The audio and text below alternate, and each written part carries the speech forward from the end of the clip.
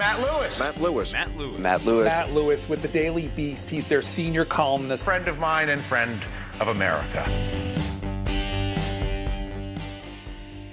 All right, everybody, welcome back to the news. Thank you for rating and reviewing. Thank you for supporting us at patreon.com/Matt Lewis. Our guest today is Mike Pregent. He's a senior fellow at the Hudson Institute, also a former intelligence officer with over 28 years experience working in security, terrorism, counterinsurgency, and policy issues in the Middle East, North Africa, and Southwest Asia. Michael Pregent, welcome back to the news. Hey, thanks, Matt. You know, it's interesting that the last time you and I spoke, it was during the ISIS takeover of Iraq. And now we're in a similar situation where the Taliban has taken over Afghanistan, except this time, instead of a handful of Americans being taken hostage by ISIS, we're looking at the potential of about thousands of Americans being left in Taliban-controlled territory where ISIS-K operates, where the Haqqani network operates, where Al-Qaeda operates. And again, the Taliban's not a monolithic group. There are a lot of factions in the Taliban that are looking to make us bleed on the way out and are looking to capture and kill Americans. And we also talked about the Kurds before, and there's a theme there as well with our Afghan interpreters. But I don't normally do this, but because things are going so quickly, let me just say it is Tuesday, August 24th, 2021. We are taping this at 3:10 p.m. Eastern Time because I do expect things to change. But Michael, why don't you just give us, I had a bunch of questions for you, but honestly, I think the best thing is, why don't you just tell us, where are we right now? Well, we're waiting for the president, the commander-in-chief, to address the nation. And apparently he's going to say, I mean, he's not addressing the nation, but he's given a conference. He is going to say that he's not going to extend the deadline. And there's a lot of chaos right now in Afghanistan. Americans are being told that they have until midnight to get to the airport road in order to get to the airfield. And after that, the gates are going to be closed. Now, is that midnight tonight? Because it's pretty close to being midnight in Afghanistan if it's not already after midnight. Or is it midnight tomorrow? There's a lot of chaos. Now, what we're hearing now is that the president plans to roll up the operation at the airfield within 72 hours. And what that'll mean is that thousands of Americans will be left in Taliban-controlled territory. And I just got a report from U.S. special operators that have contact with Afghan commandos on the ground that are now in civilian clothes, trying to evade the Taliban, but are reporting still. And they are saying that the Taliban are shaving their beards, donning U.S. equipment, helmets, rifles, our M4s, and our body armor, and are trying to impersonate American soldiers outside of the wire. And they're trying to get close enough to where they can conduct an attack. That's how much chaos there is right now. We've received warnings from the Taliban that they will not extend an August 31 deadline. And now we're hearing that the president plans to leave sooner. And he was supposed to speak at 3 p.m. Now it's been delayed. And I hope that's because the Secretary of Defense and General Milley, chairman of the Joint Chiefs, are saying you just can't do this. You can't do this because you'll be leaving Americans behind. And those two individuals, one wears the uniform and one wore the uniform. Secretary Austin, of course, is the one I'm talking about that wore the uniform, and Milley wears it now. We know that the U.S. military does not leave Americans behind. And this decision leaves 10 to 15,000 Americans behind in Taliban-controlled territory. And I'm afraid that if the president holds to this position, we are going to see Americans on their knees in front of terrorist flags on the 20th anniversary of 9/11. That may sound alarmist to a lot of people that will hear this, but that is the most dangerous course of action. And with this decision by the president, it's starting to look like the most likely result of this failed rush out of Afghanistan that will leave thousands of Americans behind enemy lines. It's not what obviously Biden got himself into a terrible jam by the disastrous execution of this, whereby we are now really at the mercy of the Taliban, right? So he is being squeezed. But I just have to ask, how could he be stupid enough to do this? I mean, leaving thousands of Americans behind, if in fact that happens, would seem to me to be political suicide. I cannot imagine would be worse than Jimmy Carter. How could he be that stupid? I don't know how he could come out a couple days ago and laugh at a question from the press when the press asked if he was aware that our allies are upset with his decision, or that Americans are starting to doubt his abilities as commander in chief. And he laughed at it. He said he hadn't heard that. Is his inner circle willing to tell him that this is a mistake that he can't survive politically? They believe they can survive this politically. They believe they can leave Americans behind in Taliban-controlled territory and survive this, because they think at the end of the day, Americans will be glad that he ended a forever war, in quotations here. This didn't end a forever war, but this may end trust in America forever. We had the abandonment of the Kurds that we talked about before. We had the abandonment of the Sunnis way before that. We've abandoned the protest movement across the Middle East, and now we've abandoned another ally. And our allies have been shaken, and our enemies have been empowered by this terrible decision. And I would call it it is so bad that Austin and Milley should resign in protest if they can't get him to change his mind. I agree with all of this, and I would think it was like, I don't think we should be withdrawing number one. Never mind the botched execution of the withdrawal.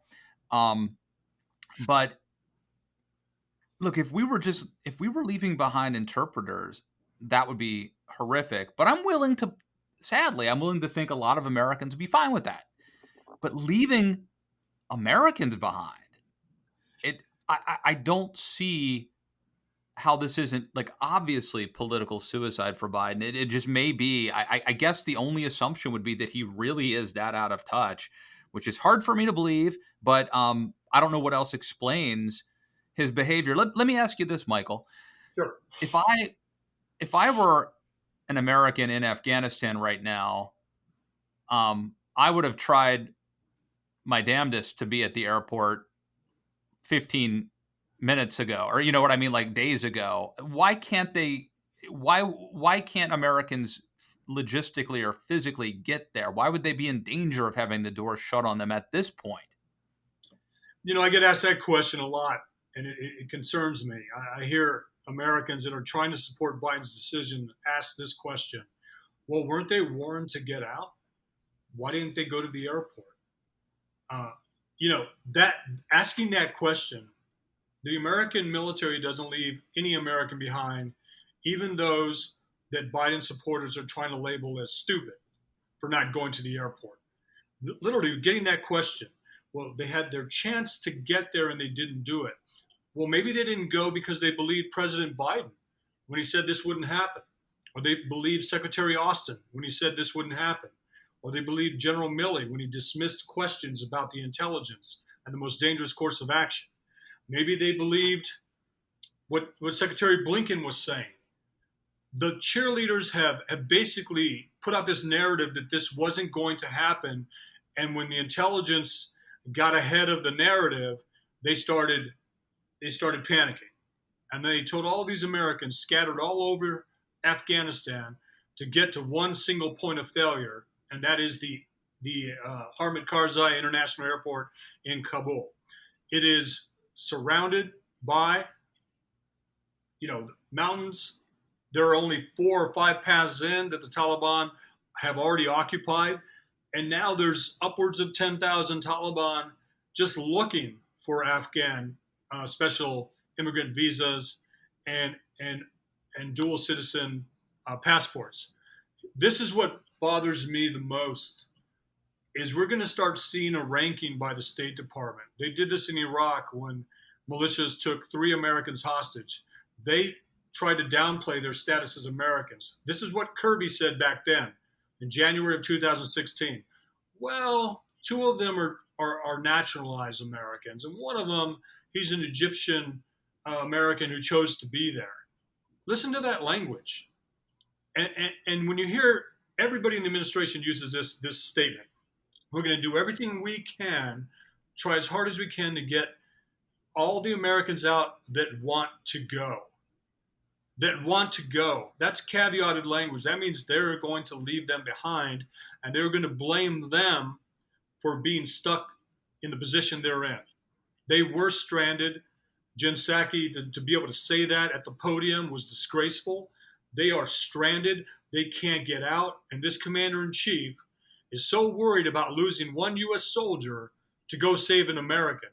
But if he put it to the American soldier and said, are you willing to go out and get Americans? They would all say yes, because that's why they joined. This is an all-volunteer force. They would go out and get Americans. But this commander-in-chief won't do it, and he believes that he can survive this politically. Who are these like people who work at NGOs? Who are the Americans who would be in jeopardy of being left? They're the technocrats. They're the ones that applied for American citizenship over the last 20 years. They are the IT guy. They're the computer guy. They're the ones that make the economy go. A lot of them are dual citizens, Afghan Americans, but they're still Americans. And the Taliban, Al-Qaeda, and ISIS will treat them as Americans. And unfortunately, the State Department would downplay their status. There are also Americans that volunteer to be in NGOs. They are U.S. contractors. They are Americans that teach. They are Americans that teach art, teach piano, teach violin, teach Afghan women and girls, how to succeed in the current business environment. These are Americans that went there not believing that we were going to leave the way we did. And they are caught. And if they got out, they're trying to get their people out. The Afghans that they worked with, the Afghans that they helped learn to read, the Afghans that are now the number one targets of the Taliban. And those are the Americans that are there, Matt. It's a dangerous place to be. So the Americans that chose to go there are put the benefit of the people in Afghanistan ahead of their own personal safety, and the commander-in-chief should do everything he can to get them out. Are you surprised by Biden's incompetence and ineptness? I mean, look, he didn't have to follow through on Trump's decision to negotiate with the Taliban, which I think was a bad thing to begin with. He didn't have to follow through, but if he was going to follow through, like maybe you could have kept Bagram Air Base, maybe you could have evacuated civilians first. I don't know. It seems to be botched. I'm not a military expert. I'm not an Afghanistan expert. But are you surprised by how inept Biden has been here? No. Once I saw the foreign policy team that Biden assembled or had assembled for him, I knew there was going to be catastrophe on the horizon. And let me qualify that statement. The same people that shut down Iraq in 2011 and didn't leave a recommended force behind gave us ISIS. The same people that brought us the Iran deal, while Iran's militias and Assad killed 600,000 Syrians. These are the same people. It's General Austin when he was at CENTCOM and when he was in charge of Iraq. It's Antony Blinken. It's Jake Sullivan. It's Biden. Biden had the Iraq portfolio. The team that shut down Iraq and let that security gap that ISIS filled are the same people now collapsing Afghanistan and handing it back to the Taliban, Al-Qaeda, ISIS Khorasan, and the Haqqani network. I'm not surprised at all. Well, in a way, it should be surprising that the same people would make the same stupid mistake twice. Matt, they don't think they made a mistake the first time. Listen to Antony Blinken. Remember, it was Senator McCain in 2014 that broke protocol and said, I don't normally do this. But you cannot let Antony Blinken anywhere near Afghanistan, because if you do, he will hand it back to the Taliban. He said that in 2014. That's pretty prescient. The man knew who was in this foreign policy team. He blamed them for creating the vacuum that brought ISIS in. He blamed them for not doing a thing uh, against Assad's killing of 600,000 Syrians. Remember, this is the same group that defended Obama's inaction on his self-imposed red line on the use of chemical weapons in Syria. It's the same group. Our enemies watched them collapse in Vienna during these JCPOA talks. They're trying to jump back in. They sacrificed Syria in 2015 in order to get an Iran deal. They're willing to sacrifice Iraq this time around. But our enemies watched the collapse of leverage in Vienna, and now they've seen the actual collapse of a country we've been in for 20 years and a handoff to the Taliban ahead of the 20th anniversary of 9/11. I mean, I have to assume these people are not traitors, that there is some very, very flawed worldview that would lead them to defy everything we know about negotiation, everything we know about human nature. I'm going to ask you here to speculate, but do you have a sense of like what their worldview, what kind of worldview would lead you to do this? They have more faith in our enemies than they do our allies. They believe somehow that they can. I mean, you're already hearing the same language used in the Iran deal by Blinken and Sullivan, that if the Taliban hopes to get economic relief and sanctions relief, they need to moderate their behavior. What does that sound like, Matt? Doesn't that sound like the Iran deal of 2015? Next, we're probably going to hear from this group. It's either this deal or war.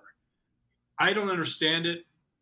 I hear they're the smartest people in the world when it comes to foreign policy. Yet their actions and inactions don't prove that out. Yeah. Well, if you're listening to this and you don't like Donald Trump, and I don't like Donald Trump, and you are afraid of Donald Trump coming back, you should be very afraid, because here's just one little thing I'll note.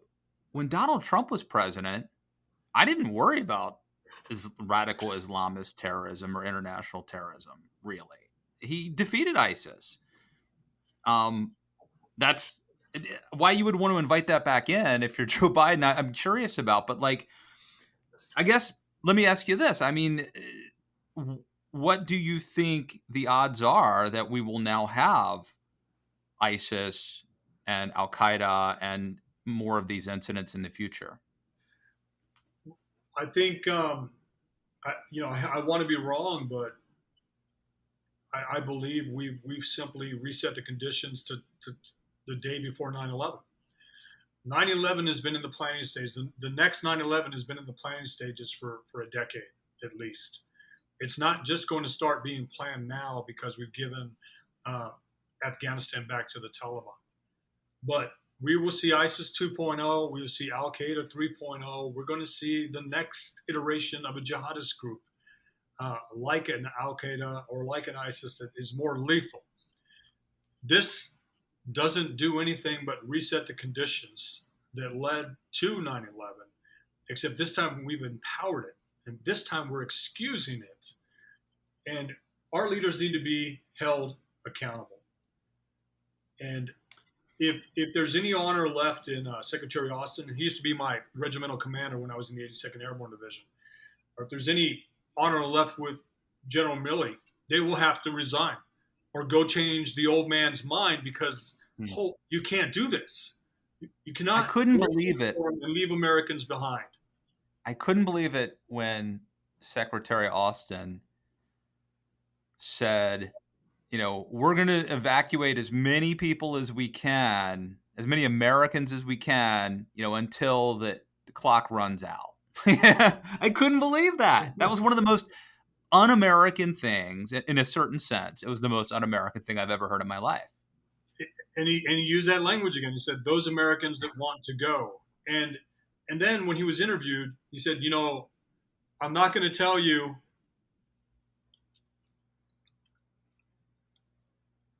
He said, I'm not going to tell you what I told the president, but the president made the right decision. What does that say, Matt? Yeah. Well, let me ask you, look, I'm a believer that weakness and the perception of weakness invites provocation, and I'm a believer in peace through strength.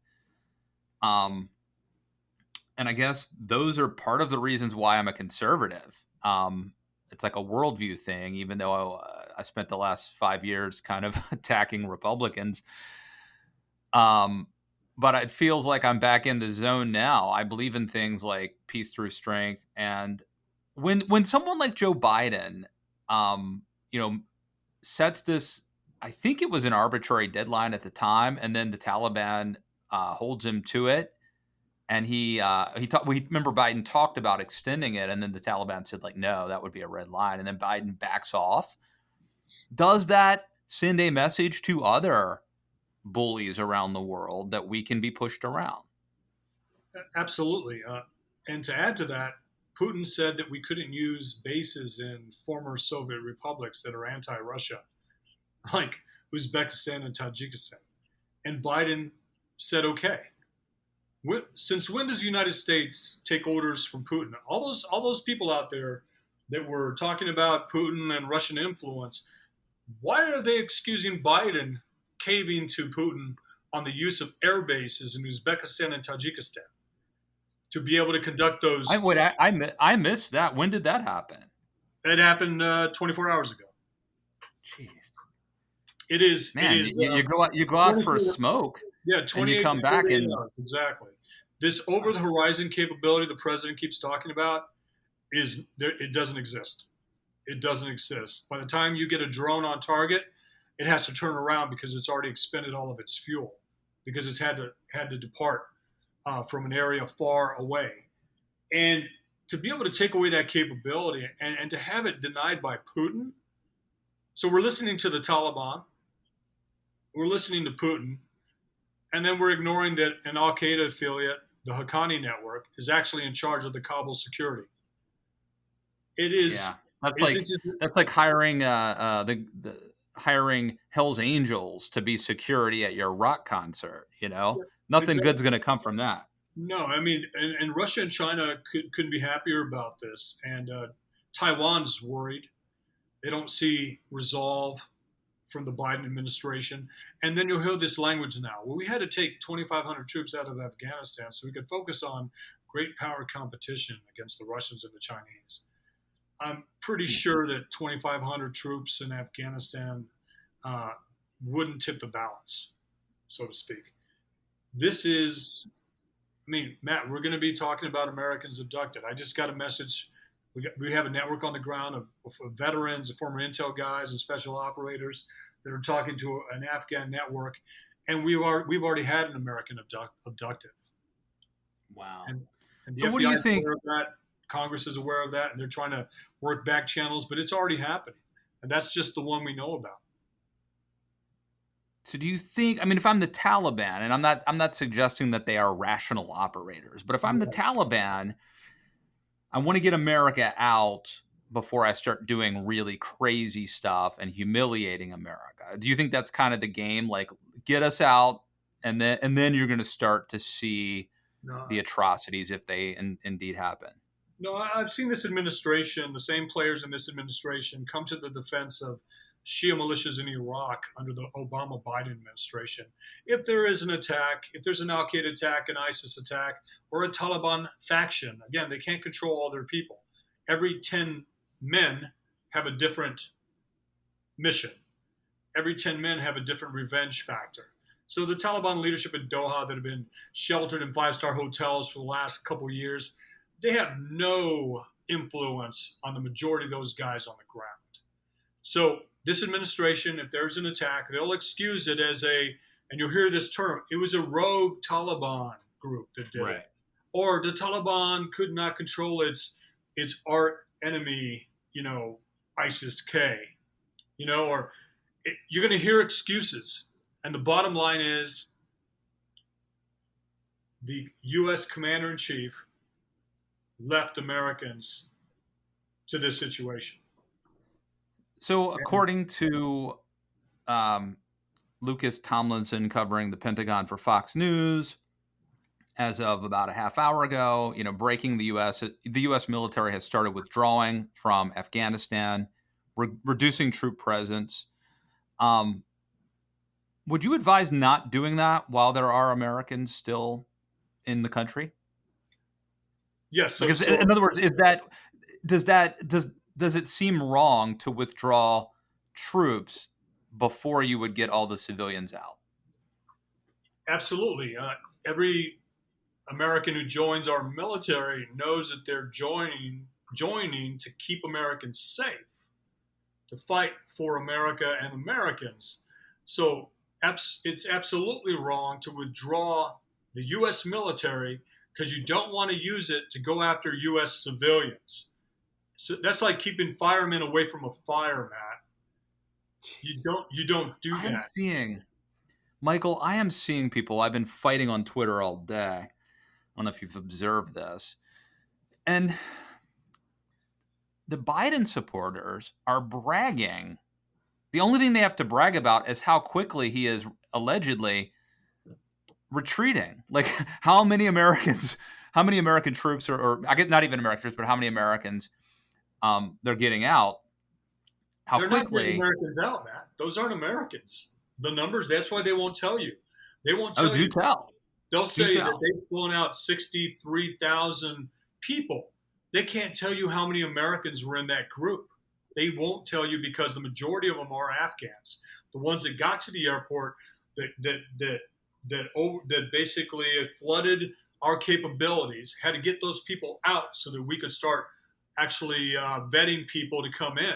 The Taliban intentionally flooded the zone. The people that they let in. Yes. Are these Afghan interpreters or just random Afghans? Random Afghans. There are Afghan interpreters in there. There are people that were vouched for. There are people that have worked with us, but they are not the majority.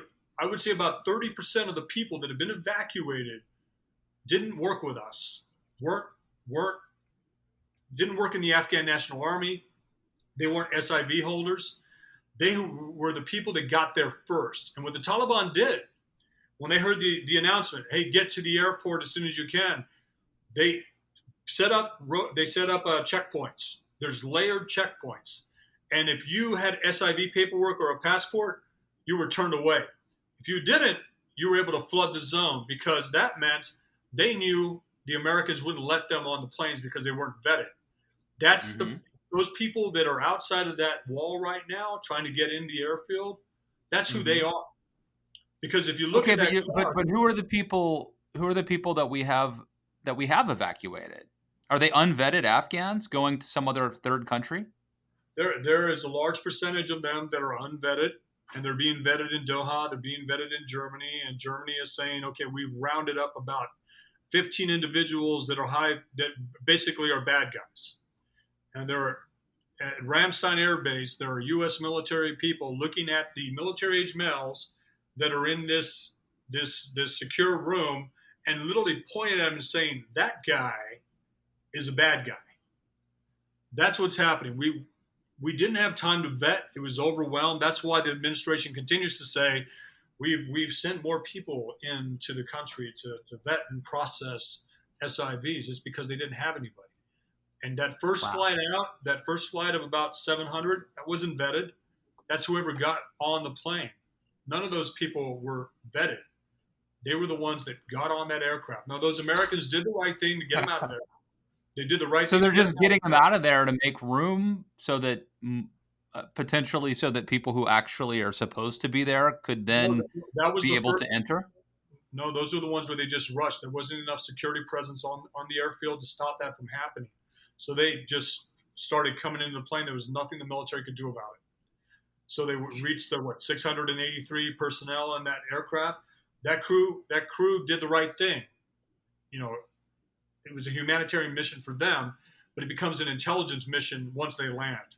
It becomes a vetting mission once they land because there were a lot of people on those aircrafts that did not work with us. And the majority of that crowd, if you look at the pictures, and this isn't a disparaging comment, this is a factual comment. They are unaccompanied military-age males without spouses and No, they without. are. I mean, that's just a fact. I mean, if you look at those famous, now I think iconic photos of people crowding into the planes, that's who it was. It doesn't mean that they're terrorists, but that's who they are. No, I'm not saying that they're terrorists. I'm just saying they are part of this number, right? So we're touting this number of 63,000 over the last 8 days. Look how great we're doing compared to the Saigon airlift of 7,000. That's not what this is about. Jeez. This is about I promises to Afghans, the ones that worked for us in the military, the ones that translated for us, the ones that kept us alive, the ones whose brothers, sons, fathers were killed by the Taliban in these skirmishes, not only with the Taliban but with Al Qaeda and ISIS. They are the priority to get them out. Now, you're never going to turn away a woman and a child that's coming and they're trying to flee the Taliban. But now the Taliban has flooded the area with military-age males in order to overwhelm the U.S. ability to process and get people out. They've created a human wall that prevents actual Afghans with SIVs and actual Afghans that have worked for us to even getting to that point. And they've been told by the Taliban, stay home, don't try to leave the country, we're not letting you through. And they've implemented a curfew. So that's where we are now because of leadership, Matt. It sounds like we've arrived at where you started, which is that we're just going to leave thousands of people behind, thousands of Americans and interpreters behind. There's not enough time, right? We can't, because they can't get to the air. They can't get to. No, we can if we expand the mission. We can if we expand the mission and send more troops in, which is what's necessary. We can if we ignore a Taliban deadline that is actually a Biden self-imposed deadline of August 31st. The administration hoped to have a ceremony on 9/11, congratulating itself on ending this 20-year war. Instead, they're setting it up to where it looks like our enemies, Al-Qaeda, ISIS, and the Taliban, will have Americans on their knees behind terrorist flags in propaganda videos and worse, execution videos. So I'm looking, according to Twitter here, John Kirby, who's the Pentagon spokesman, said that as of today, we have evacuated approximately 4,000 American passport holders, plus their families. I don't know how many more we have to go, but that's what he says. Well, when asked how many Americans are in Afghanistan, we have numbers varying from 10 to 37,000 Americans. And so, Matt, I mean, even leaving 10 Americans back, 100 Americans back, 1,000 Americans back. I mean, we can't get into the numbers and say, well, it's not 10,000. It's only, there is a term in the military. You never leave anyone behind. Yeah. Well, and it's not just people, as horrific as that is. We're also leaving equipment behind, right? Right. And the equipment, I mean, Matt, it's so bad that they actually let me on CNN to talk about this. They don't even let me on CNN anymore. When I got the call, I said, last time I was on CNN is when ISIS rolled into Mosul. So I guess it's as bad as that. And yes, it is. It's like whenever you're on CNN, it's hit the panic button, right? It's like get Mike Pridgen in here. He's from a conservative think tank. It's that bad. So I think I used to see you in the green room at CNN, right? Maybe that's how we even connected initially. Early in the days. Yeah. Anyway, they asked me what my biggest concern was, and I said, well, I'm not worried about them having U.S. equipment because it's hard to maintain. I'm worried about them donning American uniforms, American equipment, riding in American vehicles, driving like us, pretending to be us, and fooling Americans that believe that help has arrived. They've done this before, Matt. This is a tactic they used in Iraq to kidnap Americans, to kidnap Brits. The Taliban has used it. ISIS and Al Qaeda have used it in other places. And that's what's going to happen. They look like us now. They know how to drive like us. They even speak English. And again, that report of Taliban, you see the Taliban Special Forces videos of them around the airfield? No, I'm not. They look like U.S. special operators with beards. Mm. And it's concerning, because if you're an American who's trapped and you see American vehicles coming, they may even fly American flags. You know, they do things like that. You're going to believe help has arrived, and you're going to be captured by the Taliban. That doesn't mean the Taliban will execute you, but they will sell you to Al Qaeda or ISIS. And Iran is going to dive in here too. They love to hold dual nationals hostage for negotiations.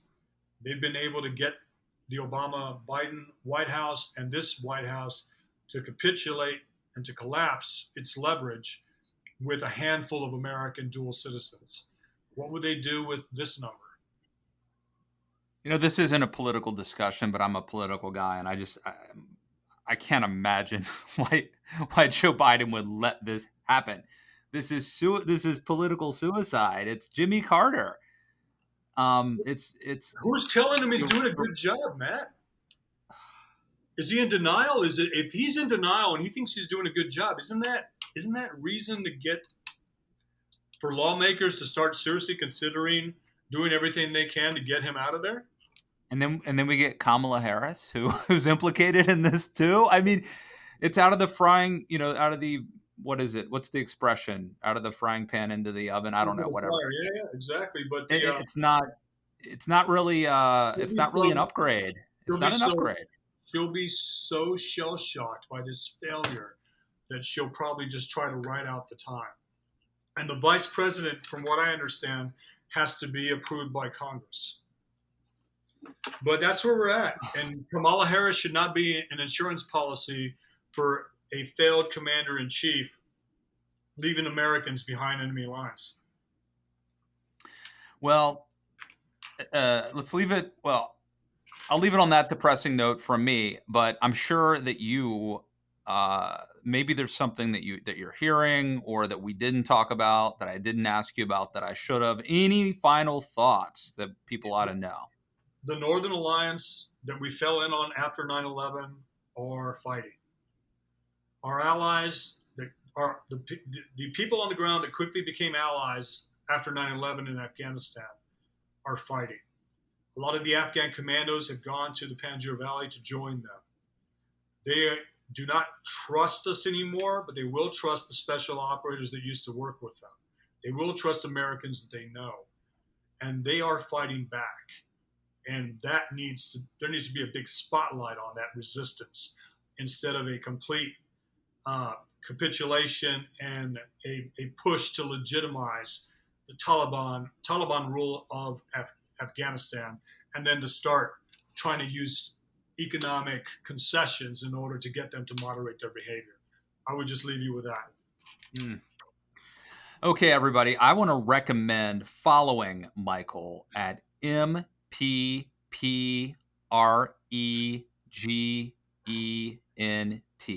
at MPP Regent. Michael Regent. Michael P. Regent. Thank you for coming back. Thank you. Thanks for having me, Matt. I appreciate it. If you like this podcast, rate and review it on iTunes. Follow Matt on Twitter at Matt K. Lewis. Thank you for listening to Matt Lewis and the News.